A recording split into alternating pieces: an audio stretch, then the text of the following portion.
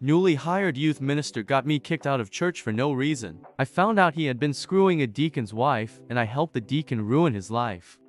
Leader church youth minister spread false rumors about me and got me kicked out of the church I had attended my whole life, for no reason other than pure meanness. I found a guy who hated him even more than I did, and I gave the guy information that he used to do a very artful and thorough job of completely ruining the youth minister's life. He got fired and blacklisted, couldn't find another job. By chance I saw him several years later, working a shitty job. Sweet. About 6 to 7 years ago, I was a ministerial student at a conservative Christian college. I had attended the same Bible-believing church since I was a small child. It was large, about 1,000 members, but not a megakirk. This church had been an enormous part of my life for as long as I could remember. I played piano for youth choir, preached at the children's church service, which was held in the church's chapel at the same time as the adult service, drove the church bus to pick up unchurched children, etc., and ad infinitum. I did all of this for free, not even getting reimbursed for expenses. During my senior year in college, we got a new minister of music, education, and youth. This guy was as charming as an ice cream sundae with razor blades in it. I'll call him Mr. Charming. All of the deacons and their wives thought he walked on water. He was an authoritarian asshole. In his first meeting with the church youth group, he announced that he had been hired to straighten out the youth group. One of his favorite sayings was, "When I tell my disciples jump, the only questions they get to ask are how high and how far." The adults loved him and the youth hated him. Within a few weeks, half of the high school and college students, that is, all of those without parents in the church, had quit coming to church. Most youth directors would have gotten into trouble over this, but he had the audacity to proclaim,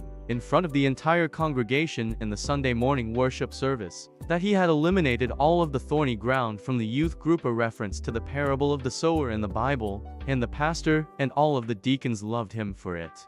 He didn't waste any time going after what he really wanted, the pastor's job. The pastor, whom I'll call Pastor T, was about 60 years old. Within a few weeks of Mr. Charming's arrival, rumors started circulating about Pastor T's health. He was an avid runner and cyclist, and that he just didn't seem to be as mentally sharp as he used to be. He frequently quoted long Bible passages from the pulpit, entirely from memory without misstating a single word, sometimes in Greek or Hebrew. Worst of all, however, was the accusation that he was really too liberal for the church.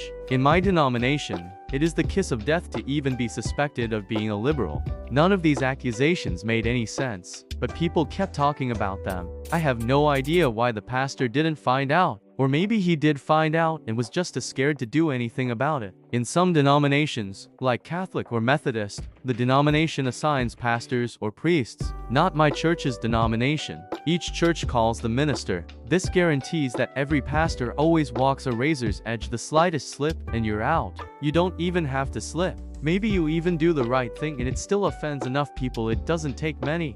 Just a handful. If they hate you enough, then you're out. Or maybe, like Pastor T, some creep just lies about you and gets your job. And, since the church often owns your house, the parsonage or manse, your entire family is suddenly homeless and destitute. Then I became a target. I still don't know why. A couple of months after starting to work for my church, Mr. Charming called me and informed me that my services were no longer needed at youth choir, children's church, bus ministry, anywhere. In fact, he said he did not even want me to participate in any of these functions at all, not even go to the Sunday morning worship service. I later found out that members of his family had been hired by the church, at very nice rates of pay, to perform these functions that I'd been doing for free. His wife got paid more for playing a beat-up piano at the 1-hour youth choir rehearsal than the main organist or pianist got paid for playing for adult choir rehearsal plus Sunday mornings and Sunday evenings. When the youth choir sang, the wife could barely pick out the notes on a piano. This lady radiated bitterness, resentment, and repressed anger, but she rarely said anything. She just sat there and glared, which was somehow even creepier than when she spoke. I was very hurt, emotionally, so I dropped by Pastor T's office and tearfully asked him what I'd done wrong. I couldn't get a straight answer, except he told me that people are saying things about me, and that if I wanted to get a good recommendation from him to our denomination's minister's school, I'd better shut up and do what you're told. So, I started asking all of my church friends what people were saying about me. Everyone said, "Well, I didn't want to tell you, and I don't believe it, but here's what I heard." According to the rumor mill, I had gotten my girlfriend pregnant and forced her to have an abortion. I hadn't even had a girlfriend since junior high, and I'd been arrested for possession of marijuana, and my dad had to pay a bunch of money to hush it up. I didn't even know what pot looked like. There were other rumors, but you get the idea.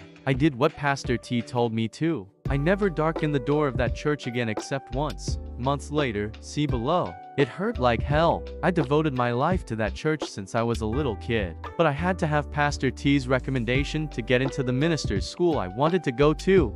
And the pain was unbearable just driving by there. So I decided to keep my distance. But I started thinking about Mr. Charming. Anyone who was that evil had to have a past, and it probably wasn't a good one. I knew that. Just before working for my church, he had worked at a large church in the same denomination in a small town about 50 miles away. That church was actually about twice the size of my church. So he had moved from a big church to the same job at a smaller church. A bad career move. Running away from something? There was something rotten in Denmark, and it smelled like an opportunity for me. As luck would have it, one of my uncles and his family lived in that same small town. Although none of my family attended Mr. Charming's former church. So I called one of my cousins, told her my story, and enlisted her as a co-conspirator. I'll call her Anne. The next Sunday morning, Anne and I attended Sunday school and morning worship at Mr. Charming's old church. Although Anne had never been a member of that church, it was a small town where everyone knew everyone, so she knew most of the people there. She started asking about Mr. Charming and got an earful. Every one of her friends said that Mr. Charming was a world-class creep. He would flirt with, and even make suggestive comments to, all of the girls in the youth group, even those in junior high. He was 40+ years old and had a wife and 3 children of his own. And then there was the touching. Never anything obvious or illegal, but he loved to put his hands all over the young ladies whenever their parents weren't around. But, just like at my former church, the adults loved him because he kept the youth in line. Our investigation went on for several weeks. I kept a low profile so as not to arouse suspicion. Mostly, I just stood around, ate donuts, drank coffee, and talked about football, and did most of the work because she knew so many people and it was perfectly natural for her to attend this church in her hometown. Even if it was not the church she usually attended. After church was over, we would go to her house, have a delicious Sunday lunch cooked by my aunt, and then write down everything we had learned. By then, Anne's whole family were in on my investigation. They were as angry as I was about the way I'd been treated, and our weekly report made interesting lunchtime conversation. Within a few weeks, I was sure that all I had to do was drive a few of these young ladies, and their parents, friends of my aunt and uncle, down to my old church. Let them tell their stories to the parents of a few girls in the youth group, and Mr. Charming would become Mr. Unemployed. But it kept getting better and better, so Anne and I kept digging, and I really wanted to keep a low profile if I could, because I didn't want to piss off Pastor T any more than I had to. He knew a lot of people in the denomination, and he could easily ruin my ministerial career before it even started. Finally, after a month or so, Anne grabbed me by the sleeve and said, "You've got to hear this." She introduced me to a well-dressed, very large guy, maybe 30 to 35 years old. I'll call him Fred. We slipped off into a Sunday school room where we would not be overheard. It turned out that Mr. Charming had had a multi-year affair with Fred's wife. Fred had kept his cool when he found out, talked with a lawyer, and had spent months gathering evidence. Text messages, voicemails, emails, even photos and videos with Fred's wife and Mr. Charming in them. Apparently, Mr. Charming got stimulated by watching videos of himself doing the wild thing with Fred's wife. Then Mr. Charming would send the videos to Fred's wife, and they both would have cybersex while texting each other. Later, they would hook up the old-fashioned way and make more videos. Finally, Fred confronted his wife. She denied everything, but the evidence was just too much. Fred told her he wanted a divorce, full custody of the children, their house, his retirement money, his business, her engagement and wedding rings, everything, even the dog. She hired a lawyer, but laws and courts being what they are in this rural Bible Belt county, her lawyer told her that if the judge saw the videos, she'd be lucky if she ended up in a homeless shelter with all of her worldly possessions under her bunk and in garbage sack. Then Fred turned his attention to Mr. Charming. Fred still sincerely loved his wife, and he was convinced that Mr. Charming had deliberately ruined his marriage. Taking Mr. Charming to court, suing him for loss of consortium and otherwise making him legally miserable would take too long. This is the rural Deep South. Many people around here prefer a more direct approach. In rural counties, the police and any jury of your peers will probably include people who have known you since kindergarten. So, if you have a good reasons for your actions and you aren't as stupid about it, there are things that you can do. Fred scheduled an appointment with Mr. Charming in his church office, who did not suspect a thing because Fred was a deacon and his children were in the church youth group. Remember that I said Fred was big? 6 foot 6 inches at least, 300 pounds, and if there was an inch of fat on him, he hit it well. Looked like he could pull up a 100-foot oak tree by the roots without breaking a sweat. Fred told me that he brought several friends with him, and, of course, the videos. One friend blocked the door, another unplugged the phone, a third one stood behind Mr. Charming and encouraged him to stay seated in his chair. Fred made Mr. Charming watch about 10 minutes of one of the videos, then calmly said, "I'm going to stand here and watch you pack up your stuff. Then you're going to walk out of this building and never show your ass in this town again.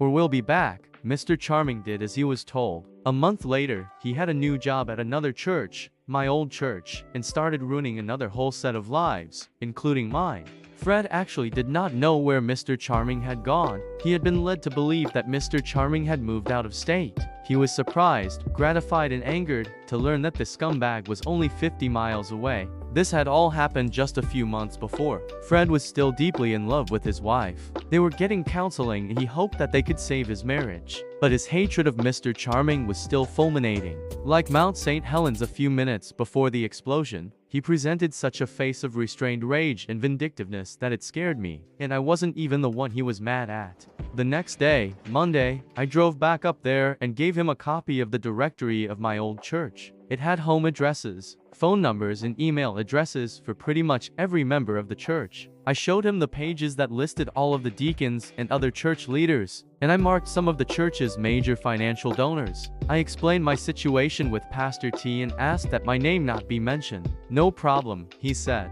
The next Sunday, I could not resist visiting my old church to see how things were going. Mr. Charming was nowhere to be seen, nor was any explanation given about what had happened to him.